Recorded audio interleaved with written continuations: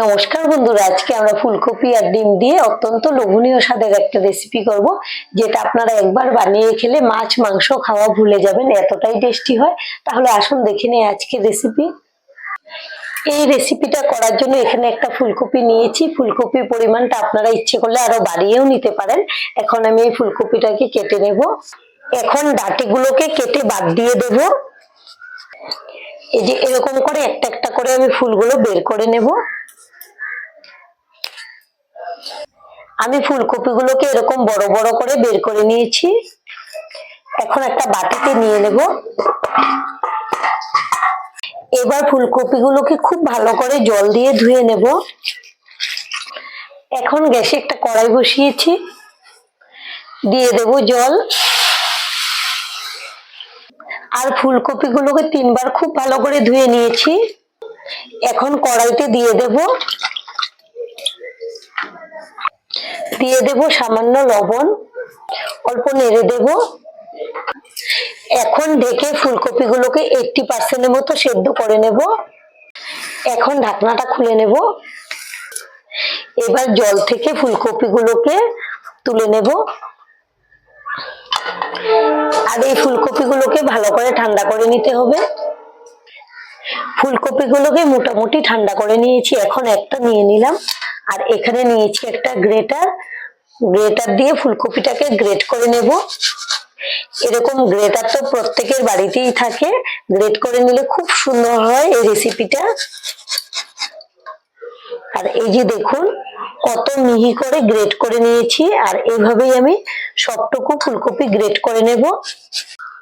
আমি সম্পূর্ণ ফুলকপিটাকে গ্রেট করে নিয়েছি। আর একটা ভিজে ভিজে ভাব রয়েছে, সেজন্য আমি একটা বাটিতে এভাবে জলটাকে বের করে নেব। যতটুকু পারবো এক্সট্রা জলটা বের করে নেব। আমি ফুলকপির সম্পূর্ণ জল যতটুকু পেরেছি বের করে নিয়েছি। আর এই যে দেখুন এতটুকু জল বের হয়েছে। এখন নিয়েছি ডিম। এখান থেকে আমি একটা ডিম নিয়ে নিলাম। ডিমটা দেওয়ার জন্যই কিন্তু আমি ফুলকপির জলটাকে বের করে নিয়েছি, না হলে বেশি ভিজে ভিজে ভাবটা হয়ে যাবে।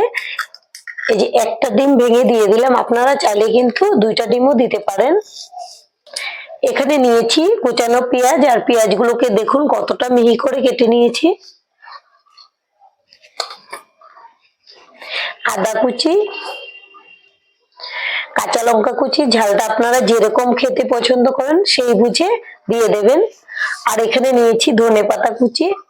আপনারা যদি রসুন কুচি দিতে চান দিয়ে দিতে পারেন। এবার দিয়ে দেব স্বাদ অনুযায়ী লবণ, হলুদের গুঁড়ো, ঝাল লঙ্কার গুঁড়ো, ধনে গুঁড়ো আর জিরে গুঁড়ো। এবার সমস্ত কিছু একসঙ্গে খুব ভালো করে মেখে নেব। আমি হাত দিয়েই মেখে নিচ্ছি, আপনারা চাইলে হাতা দিয়েও মেখে নিতে পারেন, বা যে কোনো চামিচ দিয়ে মেখে নেওয়া যাবে। আমি ভালো করে মেখে নিয়েছি। আর এখানে নিয়েছি 1 বাটি বেসন। এখান থেকে বেসনটা যতটুকু লাগবে দিয়ে দেব। তার জন্য আমি বেসনটাকে অল্প অল্প করে দিয়ে মেখে নেব। এখানে যতটুকু ফুলকপিটা ভিজে ভাব থাকবে ততই কিন্তু বেশি লাগবে বেসনটা। আর বেসনের পরিমাণটা যদি কম দেওয়া হয় তাহলে কিন্তু বেশি ভালো লাগবে খেতে। আমি বেসন দিয়ে খুব ভালো করে মেখে নিয়েছি। আর এই যে দেখুন এরকম শুকনো হয়েছে। আর এখান থেকে আমাদের 5 চামচ বেসন লেগেছে। এবার আমি শেপ দিয়ে নেব।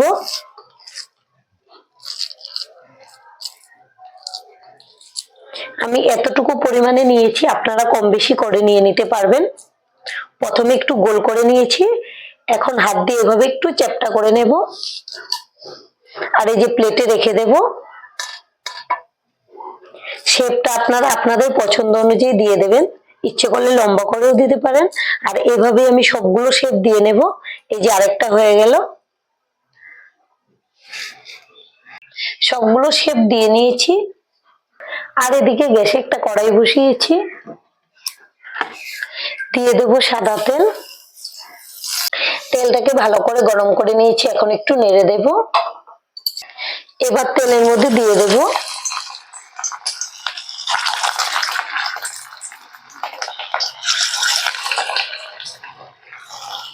আমি ছোট কড়াইতে করছি সেজন্য কিন্তু 4 পিস করে দিয়েছি।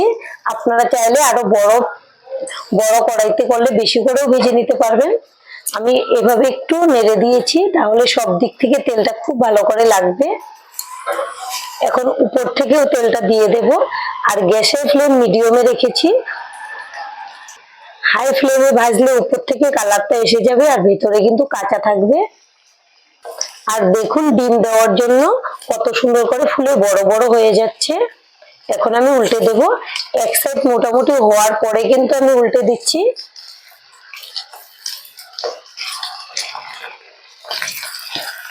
আর এভাবেই উল্টে পাল্টে সুন্দর একটা কালার আসা পর্যন্ত ভেজে নেব। এখন কিন্তু সব দিক থেকে সুন্দর একটা কালার হয়ে গেছে। আমি একটা প্লেটে তুলে নেব। আর এভাবেই সবগুলো ভেজে নেব। সবগুলো ভেজে নিয়েছি। আর কড়াইতে অনেকটাই তেল রয়ে গেছে, এখান থেকে আমি অল্প তেল তুলে নেব।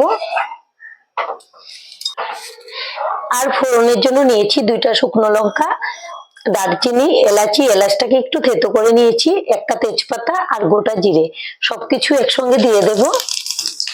আর এগুলোকে নেড়ে চেড়ে ভেজে নেব। আমাদের ফোড়নটা ভাজা হয়ে গেছে, একটা মিষ্টি সেন্টও বেরিয়েছে। এখানে নিয়েছি 2টা টমেটো,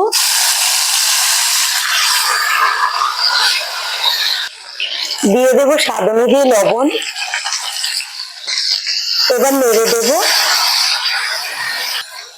আর এখানে নিয়েছি আদা বাটা, আপনারা চাইলে এর সঙ্গে রসুন বাটাও দিতে পারেন। একটু নেড়ে চেড়ে ভেজে নেব। এখন ঢেকে দেবো, তাহলে টমেটো খুব তাড়াতাড়ি সেদ্ধ হয়ে যাবে। এখন ঢাকনাটা খুলে নেব। আমি টমেটো গুলোকে 5 মিনিটের মতো রান্না করে নিয়েছি। আর এর মাঝে 2বার নেড়ে চেড়েও দিয়েছি। টমেটো কিন্তু খুব ভালো করে সেদ্ধ হয়ে গেছে। এবার দিয়ে দেব গুঁড়ো মশলা। নিয়েছি হলুদ গুঁড়ো, জিরে গুঁড়ো, ধনে গুঁড়ো, ঝাল লঙ্কার গুঁড়ো, কাশ্মীরি লঙ্কার গুঁড়ো। এখন অল্প একটু জল দিয়ে দেব। এভাবে যদি একটু জল দিয়ে মশলা কষানো হয়, খুব সুন্দর করে মশলাটা কষানো যায়, কড়াইতেও লেগে যায় না। এখন আমি খুব ভালো করে নেড়ে চেড়ে মশলা কষিয়ে নেব। আমি মশলা 5 মিনিটের মতো খুব ভালো করে কষিয়ে নিয়েছি। এবার দিয়ে দেব সামান্য চিনি। এই রান্নাতে যদি অল্প একটু চিনি দেওয়া যায় খুব ভালো টেস্ট হয়। তবে আপনারা যদি পছন্দ না করেন, এটা বাদ দিয়েও করে নিতে পারবেন। এবার দিয়ে দেব জল। আমি কিন্তু রান্নাটা মাখা মাখা করব, সেজন্য খুব কম জল দিয়েছি। আপনারা আপনাদের আন্দাজ মতো কম বেশি করে নেবেন, তবে বেশি ঝোল দিলে কিন্তু ভালো লাগবে না। এবার ঝোলটাকে ফুটিয়ে নেব। আমি গ্রেভিটাকে 3 মিনিটের মতো রান্না করে নিয়েছি। এবার এখান থেকে আমি অর্ধেক বড়া দিয়ে দেব। এই বড়াগুলো শুধু শুধু খেতেও কিন্তু ভীষণ ভালো লাগে, সেজন্য আমি বেশি করে বানিয়েছি। এই কয়েকটাই দিয়ে দিলাম। আর বাদ বাকিগুলো কিন্তু সন্ধ্যেবেলা টমেটো সস দিয়ে পরিবেশন করা যাবে। এখন ঝোলের সঙ্গে নেড়ে চেড়ে মিশিয়ে নেব। আপনাদের যদি মাছ মাংস খেতে খেতে ভালো না লাগে, এই রেসিপিটা করে খাবেন, খেতে কিন্তু দারুণ হয়। ভাত, রুটি, পরোটা সবকিছুর সঙ্গেই পরিবেশন করতে পারবেন। আমি ঝোলের সঙ্গে আরো 5 মিনিট রান্না করে নিয়েছি। এবার দিয়ে দেব গরম মশলার গুঁড়ো। এবার নেড়ে চেড়ে মিশিয়ে নেব। এভাবে আপনারা রান্নাটা করে খাবেন, আশা করছি আপনাদের ভীষণ ভালো লাগবে। আর আজকের ভিডিও এখানেই শেষ করছি। সবাই ভালো থাকবেন, সুস্থ থাকবেন। ধন্যবাদ।